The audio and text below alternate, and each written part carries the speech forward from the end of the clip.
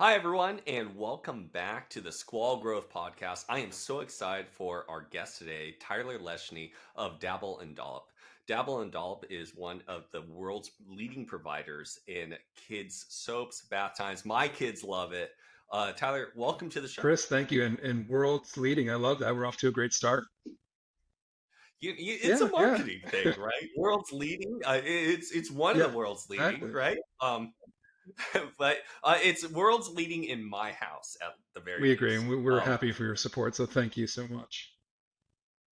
Tyler, maybe we can start off is giving a little bit about your background and leading up to the founding of the company, and you can kind of tell us a little bit with that what Dabble and Dollop is, and tell us the story. Sure. I like to use our name actually as a little bit of a metaphor. So Dabble and Dollop. I tend to be the Dabble, I think, and Stephanie, my wife and co-founder, is the Dollop. So the Dabble for me has been I've worn a lot of hats, been in a lot of different industries, a lot of different careers. Started out after college in investment banking, actually 2 years for the late great Bear Stearns and Company in corporate finance, and then moved to California to work for a private equity company. Kind of felt like after that I was not contributing as much. I loved learning about these companies, and I felt like I would walk away from them and say, "Well, God, I'd love to get involved in a company like that." So I decided to make the jump from kind of the finance side over to the operations side, and ended up working for about 15 years in the media post production industry, sort of a esoteric behind the scenes in Hollywood industry where we did all of the videotape duplication, color correction, film printing, distribution, kind of the non-sexy side of Hollywood, and ended up running a couple businesses in that space. Um, then worked for a smaller archive focused company. We did a lot of archival work for film studios and large organizations. We built and housed millions of archives of videotape and film, and it was a much smaller company. I'd worked for kind of billion-dollar level companies, and then it was just me and three other partners that kind of joined that. And then kind of had my big break. I had an opportunity to go become president of a company in the telecom space of all things, which people always say, well, what does anything you've done before have to do with telecom? The only thing I could say was that my family, strangely enough, has been in telecom for about 100 years. My grandfather was hung some of the first telephone lines in Connecticut, and my father and my mother met in the phone company, and all my aunts and cousins worked in the phone company. So I guess it was a little bit of a coming home in a strange way, and ended up becoming president of a company called Ultra Mobile, which listeners of this podcast may now know as Mint Mobile, the online mobile telecom company where Ryan Reynolds is one of the investors. And so ended up running that company for about 4 years and turned 50. My mother passed away, and I kind of started having some moments of kind of asking myself, what am I doing? I was working so hard. This company was the Inc. 500's fastest growing company in America. We had a dynamic team, great entrepreneurial founder.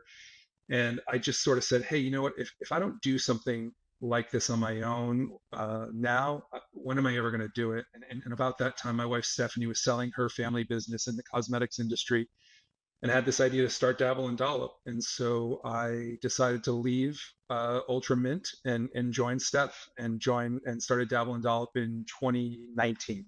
So yeah, very, very dabbly way to get here.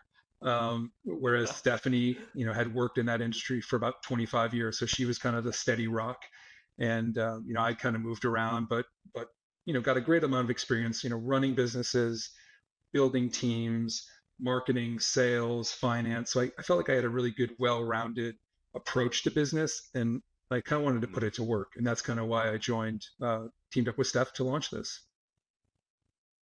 Awesome. And so maybe like you're, you know, on a rocket Yeah, ship, right?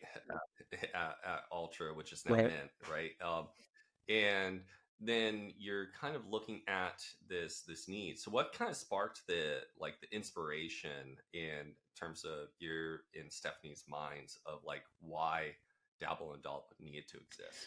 Yeah, I mean, I give Stephanie the majority of the credit for the starting of the business. I mean, it was her idea for sure. She had run a business that her father had started in 1985. He was a cosmetic chemist, and she was employee number two and ended up building the sales team and then running the company. What they did was they sourced raw materials from cosmetic suppliers throughout the world to manufacturers in the West Coast. So this was a space she really knew. She built the business up and ended up having two strategics call her within the same week. And so she knew something was up and ended up going through a sale process. And after 25 years with the company, sold the business. I'd be lying if I didn't say that that gave us a little bit of financial cushion and for me, a little bit of mental flexibility where I felt like I didn't need to necessarily, you know, work in roles simply because I needed to support our family or that I was driving forward and forward. So it allowed me mentally to take a little bit of pressure off myself personally and want to help her follow her dreams. So she had this idea when she was running the business. They had a bring your kids to work day. So you can imagine the company that brings in raw materials. They created a kind of a kids lab where kids would come in and put on their lab coats and their goggles, and they would make their own shampoos. They would make their own lotions, their own bath bombs, lipsticks, perfumes, colognes, and the kids just loved it. I mean, it was incredible to see. I'd go there on the days just to watch this happen, and these kids would just light up. And I think it stuck in her head. She said, well, how can I bottle this up? Like, how do we actually do this? And, me being the analytical business person I was, not only is she my wife, but I looked at that and I said, this is actually a pretty good idea. She's got something here. She's got the background. She's got the context. She understands the business. Yes, I've never done anything like this, but yeah, I've been in consumer products now for 4 or 5 years. And I thought, if anyone can do this, we can do this. And so it was a little bit of a leap, yet we were on this rocket ship. Ultra Mint was, sexy and exciting to talk about at cocktail parties. And we had a Super Bowl ad and, it was fun to do those things. And then now I'm here telling people that I'm, making children's bubble bath, right? So it was a bit of a change, but I'm so glad I did it because it has given me a totally different perspective on business. It's given me more time with our family, a little more flexibility where I don't have to be on a 3 o'clock conference call if I don't want to be on a 3 o'clock conference call. But it's also brought a lot of stress because basically every moment of success and failure is on us. There's nobody else to point to. And so it has been really satisfying mentally, physically, emotionally. And, I'm glad that I was able to have the opportunity to do it. I think a lot of people don't get this chance.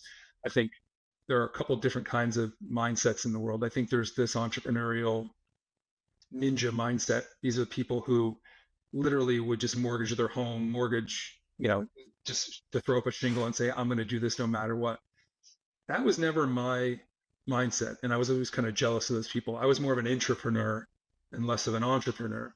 And I felt like if I were to, be 85, 90 years old and look back and say I never tried something like this, I'd be really kicking myself. So this is kind of my version where it's a little bit of a safer entrepreneurial role, but at the same time, it's got all the characteristics, I think, of someone who's, mortgaged their home or taken out a big loan and said, we're going to go do this. So it's working for me, and I think it works for our family. Well, I think it's interesting because a lot of, there's the question that comes up is how do you finance this, right? How do you get going? And everyone has their own story because there's a lot of people that take other people's money, right? And play with that. So maybe, I don't know if you want to share a little bit about how'd you get that, Sure. personal, just like doing friends and fam. Did you do any friends and family? Did you have VCs knocking on your door? How do you think Yeah, I about think that? it was a really interesting start in our conversations about the business. So obviously I come from the finance side, the private equity side, the lending side. And so, here I was for a better part of my career being the person that evaluated companies and either acquiring or lending to or investing in. So not only did I know the good aspects of that, I also knew the bad aspects of that, right? I always felt a little bit self-conscious where we'd walk into a boardroom and I'm 27 years old, and here I am trying to tell some guy who's built his business for 30 years, what he should be doing better about his business. And you take someone's money, you take their opinions as well, right? And so I was pretty cognizant of that. Stephanie also, luckily in their business, was fully self-financed. So they, outside of a revolving line of credit, they didn't have any outside investors. And so when they were able to sell the company, obviously 100% of the value accrued to the family. So Yep. I think it was our goal from the beginning to try to do this on our own. I think we had a number in our head of what we were willing to invest in it. And I think sadly we've kind of blown through that, which I think is something that probably a lot of entrepreneurs do. You know, if you were to ask me, hey Tyler, if you were to do it all over again, what advice would you give?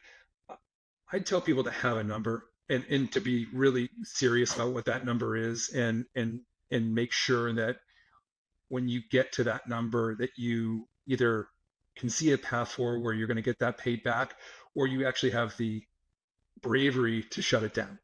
I think we were really close to potentially saying, we're just not seeing the traction.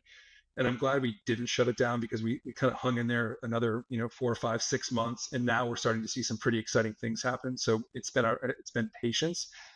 But yeah, I mean, there were many times where we were ready to call friends and family. I've got a lot of contacts in the private equity space, make a call to them. We know a lot of bankers, make calls to them, but we just sort of said, we want to be able to run the business the way we want to run it. And again, the moment you take a dime of somebody's money, you have obligations, you have covenants, you have reporting, you have conference calls, you have all these things, and that that better be worth it. And at the moments where we most consider this, it just was not worth it to take that additional money.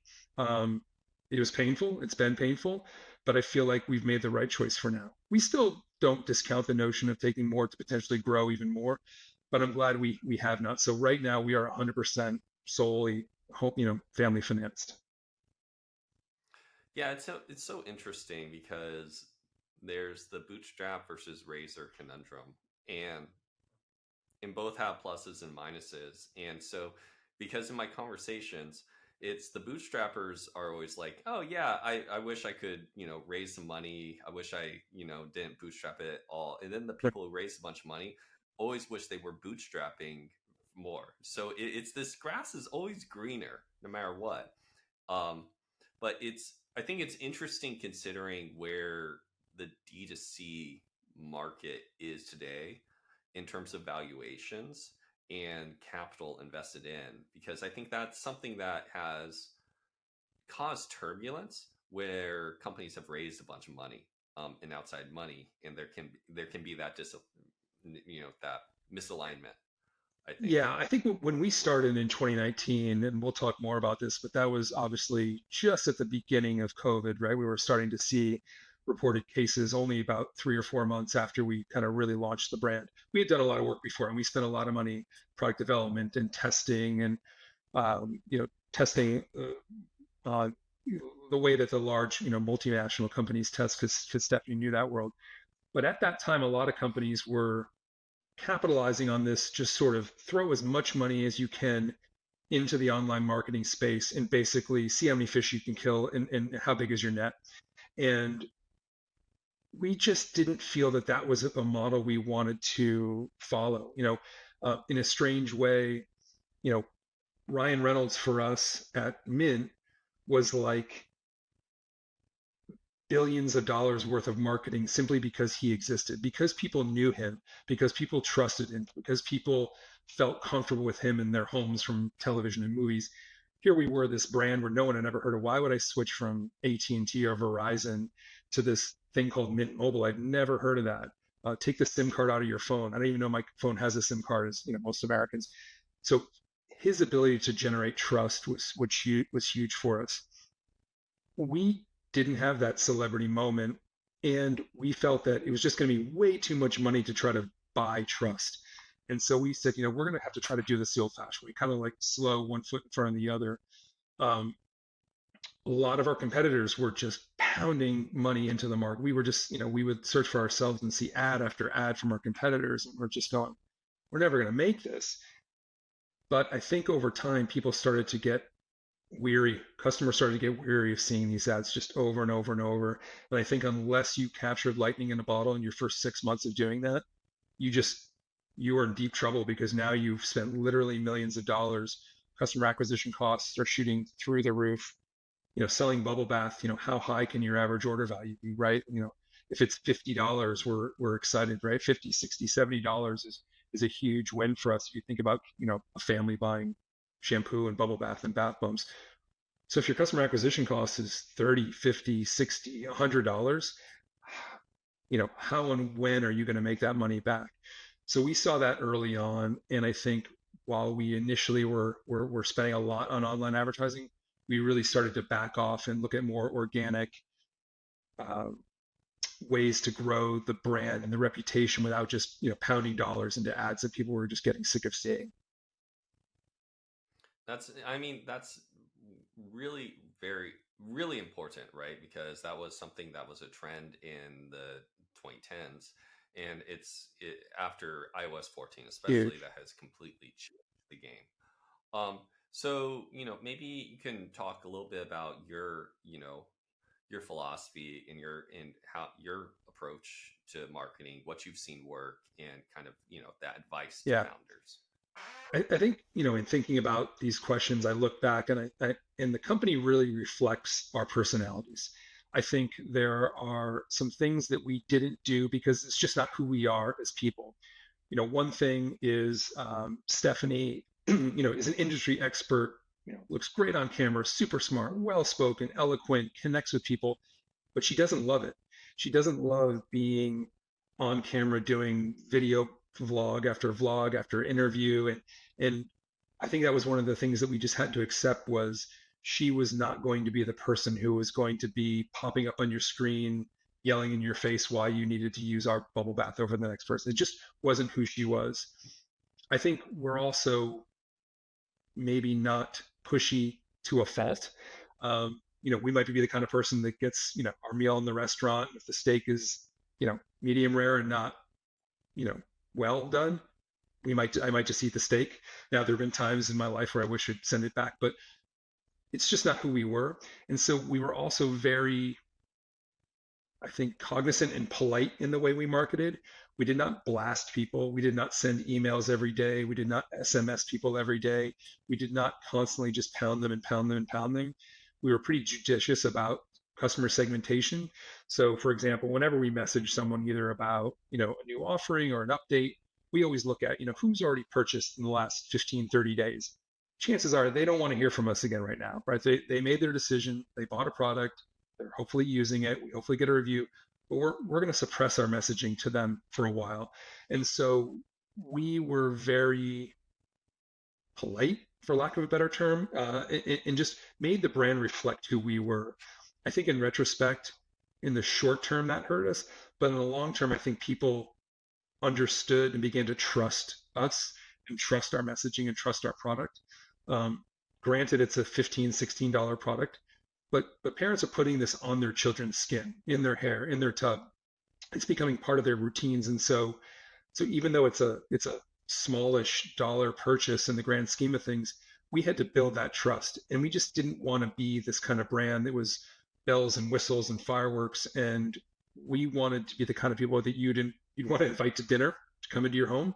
And hopefully our brand messaging reflected that. And so I think that's made it a longer slog for us.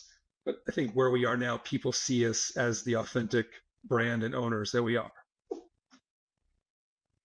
I think that's really important, though, for that you mentioned, is that authenticity and being direct in messaging, because I think a lot of marketers today, I feel like there's too much copy and paste where you're just blasting. My favorite thing is when you go to a website and the first thing that pops up is like a Yeah. discount or a deal. And it's like, wow, I just visited here for the first time. You're offering me 15% off. I haven't even looked at the website, Yeah. right? And it's, I think that it's almost back to the early days of the internet in the way of marketing with infinite Yeah. pop-ups. And one of It's, the things that we learned from people we had worked with and just from ourselves is, what are you training your customers to do? I think a great example is Bed Bath and Beyond, right? What did Bed Bath and Beyond do? They train their customers to know that every week they're going to get a 20% off coupon. So why would you ever shop at Bed Bath and Beyond without that coupon? I mean, you just would never do it. So we felt like if you were going to come to our site and we were automatically going to give you 20% off, 25% off, free shipping, well, that sort of devalues our own product, right? Yeah, we want you to try it, there's no doubt about it. We want to give you a chance to try it and come back. But, you know, we also said, look, there's a reason our product costs what it costs. We have better ingredients, better inputs, all USA made. And we want to and hope that customers will pay up for that. So to your point, yeah, we've tried to stay away from the wow sign up and discount. In fact, right now, if you go to our site, it says, sign up and, learn about new product launches, learn about new offers. We don't necessarily offer a mega discount to sign up for us. Again, does that cost us some customers in the short run? Probably. But again, we want people to choose the product because they like it, not because necessarily they're going to get 20% off every time. And I think it's something interesting because I talk about this a lot, and you've heard me talk about this, is like you gotta have your own margarita mix, right? You gotta have your own margarita, and every company has their own unique thing, and part of that is has to be authentic, right? And while not every tactic works at every company, and you can't just copy and rinse and repeat. You have to kind of create your own way, see what's out there, see what you like, and build your brand Yeah. that way, build your company Yeah. business. One of the things that we were jealous of, a couple of our competitors who started 3 or 4 years earlier than us, I think really caught the crest of the online brand affinity feeling. And, we started see some competitors who, they were making their own hats and t-shirts. And, you know, I think we just launched at a point where people were like, it's my shampoo. Like, it's not my lifestyle. Like, we're not going to become someone's reason for living because they choose Dabble and Dollop, right? It's just not who they are. We love to sort of own the tub is kind of a term we use. We'd love to own that real estate in the tub, but we knew that people were choosing us because of our product, not because we were on a television show or we were a personality or we yelled bigger or we used a megaphone or whatever it was, right? And again, I think there were times where we were tempted to be a little more aggressive, a little more wow, a little more over the top, um, but definitely took that slow and steady wins the race approach. Yeah, I think it's really important, and it can be tough for entrepreneurs are generally not patient, right? And when you're bootstrapping and watching every single dollar of ad spend have a return and get that profit, it requires a little bit of waiting and patience, to get that long term LTV from customers, because this is and in the end this is an LTV play, and so how do you think about that? Because this is how why you're making talking customers Yeah, in a certain way, because you're thinking LTV, not the straight up right, right. price. And I think just one more thing about what you just brought up, because we were not or are not serial entrepreneurs, there is no next for us, right? We're not looking at this and going, okay, if this doesn't work, we've got 3 more products lined up behind it. We're going to launch, whatever, kids knit caps or whatever. We don't. There is no next for us, right? So I think we were patient enough to play the LTV game, to kind of go to your next point. Um, but as you know, right, LTV, the T is time, right? Like it takes time to see like what customers are going to be doing, right? And we do not have it's not software as a service, right? This is not a super high value, 100% repeatable, lock it in and forget it kind of product. We actually did have a subscription product early on. We thought early on this is the way to sell. And what ended up happening was we gave people the opportunity to choose, right, to mix and match their own deliverables. So we said, okay, you get 3 bottles every month. You can pick your scents. You can choose and mix and match. Sounds great. The deal for subscribing was free shipping and 15-20% off. The challenge for us became customer behavior, right? Everyone would forget to make their choices. People would, order, and then, the thing would ship out. They'd finally read their emails, and go, "Oh, I want to cancel." And here we now already have product, out shipping in the system. How do we get that back? And we just found that it was the juice wasn't worth the squeeze. We were just not seeing enough uptake. I think a mistake we made was probably too much product in too frequent a time. 3 bottles of product, 30 ounces of product every month or every other month was probably too much. And people were like, I love it. I'm just like drowning in bubbles. So I want to cancel. So, we we just were struggling to build that LTV to see, okay, what is a customer actually worth? Now 4.5 years into this, we have a pretty good idea. And in fact, LTV for me is kind of one of my key KPIs for 2024 is like, how do we increase LTV by 20-25%? How do we do that through better targeting, better segmentation, custom offerings? But but yeah, when you sell a product with an average order value of $50 to $75 and customer acquisitions in the 20 to 50, depending on the season and where you're looking, right? You need that customer to make 4 or 5 purchases to make it worthwhile. And so, even though shampoo is the kind of thing you do use every day or bubble bath, it's a struggle. It's a struggle to keep customers engaged and buying and not trying the next new thing. So, um, we're just now, I feel like, getting that handle where I have a good sense for what a lifetime value is for a customer. But first 3 years, I mean, I think we were just spinning and seeing 20 to 40% swings in LTV depending on the season. It was just hard to acclimate to what you're willing to spend to get that customer. Yeah, absolutely. And so, you're talking, I think a big topic right now is organic growth, right? Because, as you said, you can spend, and without anything organic, the Yeah. CPAs are just too much competition. What, how have you been thinking about organic growth, right? Because you're not putting yourself out there, you're not pushing as much on social, Yeah. right? You're not. How do you think about So I this think that the in two terms of? best things we've done to drive organic growth, and it's strange because they're totally unrelated. One was the development of our ambassador program, and the second was the growth of our wholesale boutique program. And I'll sort of explain each one. On the ambassador side, again, I talked about how this sort of customer affinity, barrage that we saw in the late 2010s kind of went away. But we were starting to find some customers who were real evangelists for our brand, I mean, who really truly loved it and were posting on their own. Um, because we were less comfortable creating a lot of our own content, we said, okay, well, can we do the kind of the Mark Twain version, the Tom Sawyer, get someone else to paint your fence for you? And so we found this cohort of customers who just love to create user generated content, who would, post reviews, post it on their site. And then we essentially dedicated one of our team members to really just cultivating this ambassador group.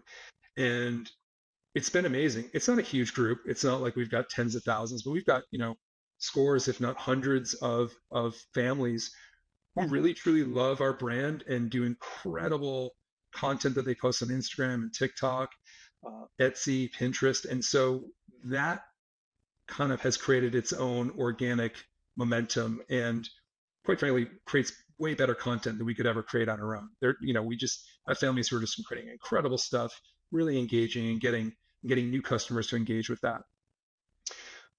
The second one is wholesale through boutiques. And we didn't build this business necessarily to support a wholesale model, right? If you look at our product, right, we sell a single bottle for $16. If you look at our costs, if you look at the cost of our bottle, which is made in the US, the cost of all of our ingredients, which is 100% US, the cost of manufacturing in California, not the cheapest state to manufacture, right? There's not a lot of cushion there when it comes to wholesale. But we were getting a lot of boutiques asking, we'd love to carry it. It looks so good. It's such a unique and differentiated product. So essentially, we looked at it as marketing spend. We said, as people see these products sitting on shelves, people go into the cool boutique on Montana Ave in Santa Monica, or somewhere neat in Savannah, Georgia, or Mount Pleasant, South Carolina. They're seeing our brand in these places where people are being very, very purposeful about curating what brands go in their stores, right? So they're curating every single moment of their store's experience. And to be in that experience has massive value for us. So we have seen so many customers who have, and again, we don't try to steal business from our boutique partners, but we'll have a customer say, hey, I bought your product in the boutique. I love it. I want to buy it from you directly. Great. And we've just seen tons of repeat orders. And again, we just view that as our flag being planted all over the country. So when people walk in, they see that bottle, they touch that bottle, they feel it. it gives them the experience that we can't convey ourselves online. And so while our wholesale business on margin is fine, it's a good source of cash. It's not a great source of margin, but it's really good marketing for us.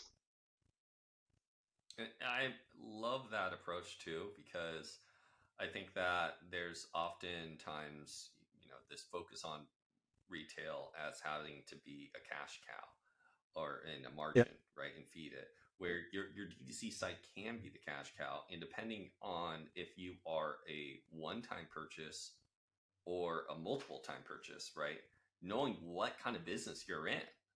Because if the first retail buy gets you in the door in the brand affinity and you broke even on the margin, that's a $0 CAC. And you would do that all day all day, online right? Hard to if you measure, could. right? You know this. The metrics are now harder than ever, although you're really good at trying to pin them down. But trying to understand how a customer got to it. Did they see us in a store? Did they, it's really hard to sort of pin that down. But if you look in the totality, our wholesale business continues to grow significantly. We have significant repeat buying from our customers that do buy from us, and I just I can't say with 1,000% certainty, but there's absolutely a halo effect to our D2C business where people see us, they get that bottle in the hand and they feel it and they touch it and they smell it, and it just makes a huge difference. So we love our boutique partners. It gives us credibility. It gives us extensibility, and I think it's probably one of the smartest things we did was to look at that channel in that way. So for entrepreneurs looking at this and different, D2C brands, different product categories, how did you think about that outreach program and going to these boutiques? First you had inbound, right? But then how did you convert this event? I'm assuming you've done some outbound We've done, outreach yeah, as well. we've done some outbound, but we got lucky. There's a platform out there called Fair.com, and I'm not trying to give advertisements to all these people, but Fair, Oh, let's yeah, throw yeah, out as many partners but as we helps we you. found Let's give them some Fair, free press. yeah, we found Fair.com. Fair.com, and it's effectively Amazon for boutiques. So as you and I might shop on Amazon for a product, boutiques are looking for special stuff to put in their store. Again, obviously we're going to be found mostly in kids stores, and they're going to have children's books and clothing and towels and bath products, right? So that basically opened up a whole world that otherwise we would have had to literally, you know, find a way to scrape the internet and make 10,000 phone calls to boutiques across the country. And chances are, they wouldn't answer our call or go, who the heck are you guys, or not respond to an email. So we did some of that, but Fair really opened the door to a lot of these businesses that, quite frankly, I just don't think we would have ever found otherwise. We also have recently partnered up with another company that does distribution for children's hair salons across the country. So again, you're a hair salon owner. You're looking for new products to either use when you're cutting children's hair or to sell on that rack as you're walking out the door. So that's been another great partnership. Again, these are fragmented spaces, fragmented businesses that I think without the modern technology that we've got now, we just wouldn't have found them. So I would encourage an entrepreneur to think about where does their product fit, and is there an Amazon, is there a Fair, is there a distribution partner that can help them gain access to what are going to be tens of thousands of otherwise impossibly fragmented stores. I think it's also interesting though, as another often overlooked thing for online D2C website entrepreneurs is actually going to these some trade shows and finding, is there a trade show, right? Is there a hair salon like trade show, and you pitch to people, you can just walk Yep, the floor, figure out who's there the first time, right? For it's a super great cheap. point. We um did that early on, right? I think in the see, that was probably late 2019. yeah, the trade Well, shows I got know. shut So down for late a bit, but 2019, there was a trade show in Las Vegas, and we looked at it and it was a number of $1,000s to like have a small booth. We only had three products at the time, and we said we're going to do it. And from that trade show, we're now on Bloomingdale's.com, Macy's.com, SaksFifthAvenue.com. They met us there, and to your point, they're is something to be said for that face-to-face meeting, um, to put a personality behind the product, right? I think to our point earlier about who we are, our product is a reflection of who we are in so many ways. And we want to meet people. We feel good about who we are, what we stand for, what we're creating, what we're bringing. So any chance we get to meet someone face to face, we feel like that's a win for us. Um, and that trade show was significant for us. And then we went to a trade show in New York, right, kind of really right before the shutdown. We won best product in the children's section, had a killer looking booth that people were coming by and taking pictures, and it it started that momentum. So yeah, I think there's a maybe a desire now with everything being online and Zoom and digital to forego some of these face-to-face meetings, but I think they're coming back strong, and I think the opportunity for entrepreneurs to sit down face to face is huge, because otherwise it's really hard to differentiate. And I think putting a face to the product is huge. Yeah, and I think it's also something just so useful when you're trying to create your marketing material, your website for the first time, and you haven't pitched in person. You don't have an elevator pitch down. You can't pitch your product and sell it in 30 seconds, like off the back of your hand. Then it's oftentimes where what is actually how you sell and how you're getting these deals is totally different from your website, and it's totally an interesting conundrum there as well. Great point that I was going to bring up before. Throughout my career working in a bunch of different industries, one of the things that I've always learned was, what is your strategic differentiator, right? What makes you better? What makes you unique, right? And despite having that hammered into my head, we ended up having, I think, too many messages, right? The initial message was we have products that are designed to be mixed together, right? You mix strawberry and vanilla for strawberry shortcake, blueberry lemon for blueberry lemonade. So we had sort of this mixing concept. We had the made in USA concept. We had the founder, expert, female, family owned concept. And I think we struggled to sort of convey which one was the most important. And so we would get in front of buyers or get in front of retail reps and we start to talk about the mixing concept. And they're like, yeah, no, that's great. It's cool. It's the ingredients. It's about the ingredients. It's about the ingredients. And the thing that we took for granted, right? We chose the best ingredients because that's Stephanie's background. That is actually the number one differentiator.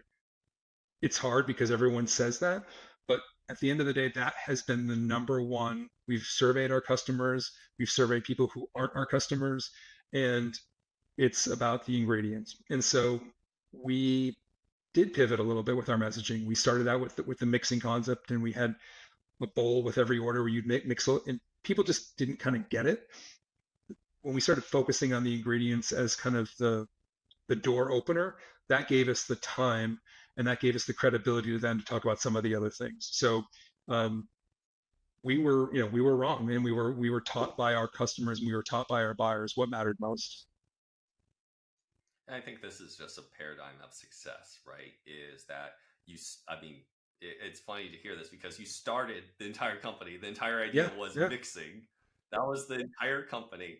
But then it was actually a sub feature that is actually what people want.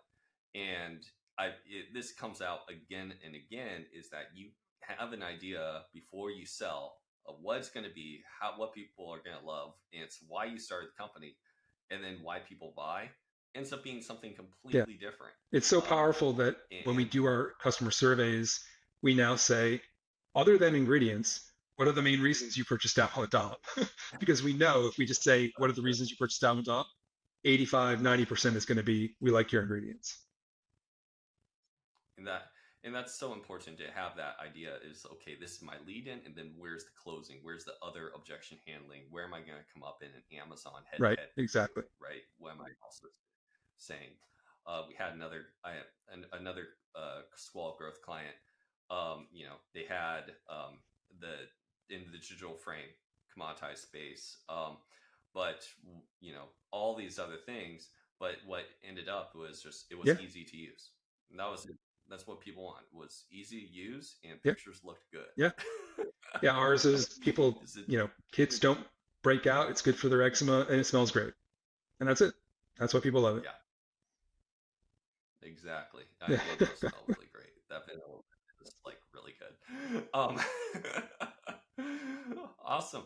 Well, I think let's get just a kind of what would you be your kind of like advice to, D2C CPG entrepreneurs starting out, wanting to create their own brand?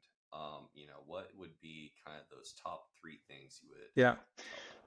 tell them? I think number one is choose a product you're passionate about, not a product that you think is a channel hack. And what I mean by that is, um, if you were to start a D2C consumer products business and you were to map it out like a business school case, you probably wouldn't and shouldn't start what we started. Um, why do I say that? Because our product, our cost profile only lowers at scale, right? So only when we kind of can get to scale do we start to see some cost benefits, and it's hard to get to scale with a product like this because you're working with vendors and manufacturers who want to make 100,000 units at a time and give you the best price, not 10,000 units at a time.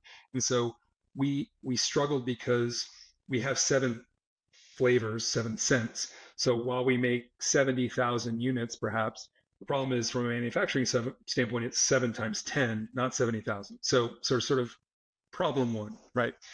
The second thing is it's pretty heavy. It's heavy to ship. Shampoo is by definition heavy. And so why do I bring up these negatives? It's because we're passionate about the product. There are probably other products that you could say, "Oh, I'm gonna start company X because I know that it's light shipping, easy to subscribe to, and people need it, whatever." But if you're not passionate about that and you don't get that hit in the first 12, 18 months, you're going to be looking for that next thing, right? And I told you this, there is no next thing for us, right? This is what we're passionate about. And so that passion and the belief in what we're doing has allowed us to be patient. And so, I think advice piece number one, patience, right? I think gone are the days of the 18-month, unicorn in the CPG space. It's just not going to be there. Brands are looking for sustainability. I don't mean environmental, but yes, that, but I think business sustainability, profitability, and a roadmap for additional products that they can launch if they were to partner with you. So that's sort of thing one. Um, I think the second thing I would say is um, be open to omni-channel approaches. When we first started, I think we said there's no way we want to be on Amazon. We don't want to be, we're a premium product, we're a bespoke product, we're something special. We're being the kind of thing you find in a specialty boutique. We don't want to be on Amazon. The reality is there's just that's where everyone's fishing. I mean, look at any brand. Doesn't matter whether it's $5 or a $500 product. They're on Amazon, and so I would say reluctantly, but now smartly, made a decision to also list our products on Amazon. I think the smartest thing we did was to differentiate our product offerings. So you really can't buy a single bottle on Amazon. You can buy bundles, you can buy groups together, but it has been a massive area for growth. There's just so many people shopping there. They're so powerful, and I think to try to fight against that tide is just quixotic. You're just not going to do. You're not going to beat them. And so we made the decision to join them again, to do wholesale, to do Amazon, to be in boutiques, to be in hair salons, and to be D2C. We have to do all those things. So I think being open to these multiple channels and trying to find the ones that are really showing traction is really important, I think, for entrepreneurs. Um, yeah, I mean, there are so many lessons, but I think those two, which are being flexible enough to see which channels are growing and to truly have a passion for your product such that you can stick with it, because I think it's going to be longer slogs now for CPG businesses. I think those are really good pieces. I think the third, if I was to give you Yes, your third, please I do. would be you listen. Like, and I think it's just been insane. You've been very flexible. You're constantly, it sounds like you're constantly doing surveys. You're talking, you're segmenting your customers. You're being human and you're listening to your customers. and people are, it sounds like people are starting to reward you now Yeah, for listening. we've really tried, and again, we've also tried to be really over the top with customer service early on. Um, there were many times where I, as an owner, would deal with a customer, and some would say, I don't like, I want to return this $120 purchase, and early on we swallowed some tough orders to make sure the customers were happy, and replacing products and responding quickly and being really kind of that old, as if this were our family's reputation on the line. I think as businesses grow, right, you start to decentralize customer service, the message starts to decentralize, rules start to come into play. We were still small enough where the rules didn't apply, and basically I told our team, whatever we think is going to make a customer happy and tell their friends, even if they didn't love the product, that they had a great experience, that was a win for us. So I think investing in that approach is maybe a bit cliche. Everyone talks about customer service, but I think that in the early stages is really important because, again, even if someone didn't like the smell of our strawberry, they may say to their friends, "Hey, I think you love this, and wow, we just had an incredible experience with this company." Yeah, I think it's. I think that everyone says it. I still think that very few companies actually do it because it does And it's foster hard at loyalty. scale, right? And I think everyone has this story of Zappos in their head, where or Nordstrom, right, where no matter what, you can take it back. I think there's got to be some guardrails around that. I mean, we've put in some new guardrails around. I felt like we were getting gamed many times from some customers, but for the most part, I think when you interact with us, you have a great experience and you feel like you're dealing with our family. Um, I think the trick is, how do you do that at scale, right? How do you make that part of your DNA as you grow up and get bigger? And that's hard. That's Yeah, that's a yeah, book that someone get to write, and so we'll see. There's yeah. very few companies I doing agree. it at I agree. scale. Um, but awesome. Well, Tyler, this has been incredible. Thank you so much for talking with Thank us you for the today. opportunity. Thank you And for the insight that you've given us as a business over the course of the past few years, both in just approach and technology. So we really value your expertise. And anytime we get a chance to talk about Dabble and Dollop, we love it. So anytime you want to have us back, we'd love it. awesome. And if you have kids and need some great soap and shampoo, Dabble and Dollop, go check out the website. It's amazing. I'll put in the link in the video as well. Awesome. Thanks, Thanks Chris. again. Take